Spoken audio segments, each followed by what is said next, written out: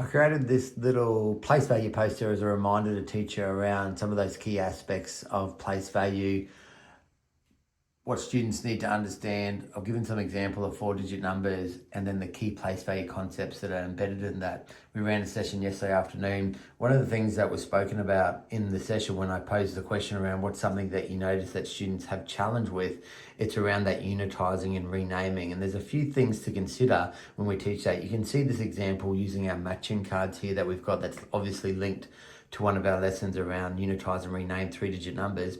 Here's that standard partitioning, 124, and you can see the representation here is really intentional around the 10 frames. 10 of these makes one of those, so 10 tens makes 100. And what we're doing here, there's your standard partitioning, and here we're starting to unitize and rename 124 ones. If we look at every little dot there, there's 124 ones. But then we can take that a little bit deeper around this understanding here that 124 can be made up of 12 tens and 4 ones. And using this visual model here, they can see the 12 tens in that number and the 4 ones. And we use a variety of different tools like the place value arrows. Now, in this little poster that I'm going to send out to the list on the email, you can see where we go to unitize and rename, but also make and represent numbers. When we've got make and represent numbers, if we look at this example here, 2,783, it's got 2,700s, 8 tens and 3 ones. We can show the additive structure and multiplicative structure of those number when we're doing standard partitioning, which is really important to expose students to so they've got that deep understanding.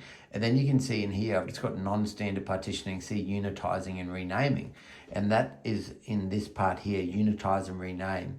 And you can see the examples that we've worked with here around how we unitize and rename that 4-digit number and the different ways of doing it. What I love is this little column here that talks about how we're looking at these different place value concepts and incorporating them into the understandings when students do it. So if we look at unitizing and renaming, you can see some of these concepts of 10 as a unit, regrouping, the multiplicative structure, the flexible partitioning.